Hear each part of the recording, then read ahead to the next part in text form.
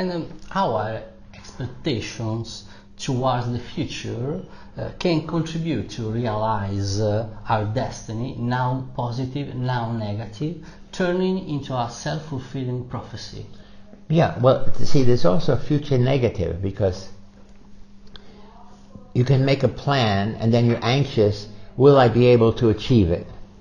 I mean, like I buy stocks and the question is, will the stock value go up or down?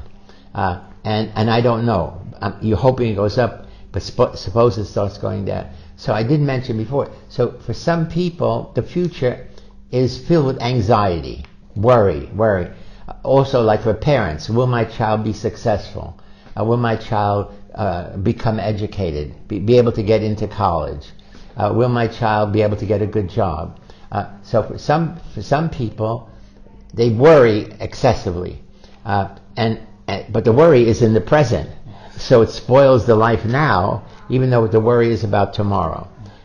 So as you said, a self-fulfilling prophecy is you start out with a thought, and then the thought becomes reality.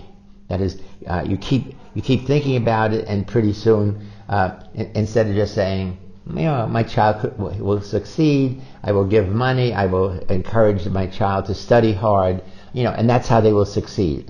They don't succeed or fail because I worry. Yes. Let's talk about your life. My life. From the Bronx to Stanford University, it's a long, winding road, to mention the Beatles. That's right. Yeah. What were the hardest challenges you went through, and your mindset to realize you as a person? The biggest challenge I had as a child was that my family emigrated from Sicily in the turn of the century, along with millions of other Sicilians and Napolitanos, and my grandfather, who I am named after, migrated from Camerata, which is near Palermo, and my grandmother's family came from Agira, which is near Catania, about the same time, and they came to I think maybe Philadelphia and then in New York. And the problem was they were uneducated.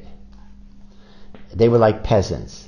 In fact, one grandfather was a farm laborer, and my grandfather, Philip, who I'm named after, was a barber. But they never went to school. They never went to high school.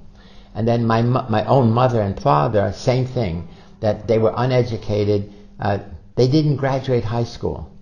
In those days, you had to go to school maybe only till you're 12 years old. So what that means is my parents had no value on education. What you did is you went to school only because it was required by law, but as soon as you could, you stop school and you go to work. So I had to beg my parents for me to go to college. And I could only go to college if it was a free college, and if I worked every night to pay for my own, needs, all my needs. So it was a struggle, because I knew, and of course we lived in poverty in the South Bronx, in a terrible ghetto, and I knew the only way out of poverty is education.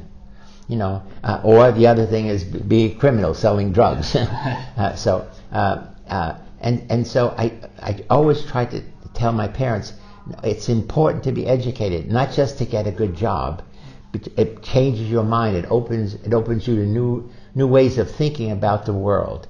And so I had that vision, and I went to college. I went to graduate school at Yale, and then finally I went back to the Bronx. I got a job at New York University for 7 years, and I taught Columbia University for 1 year.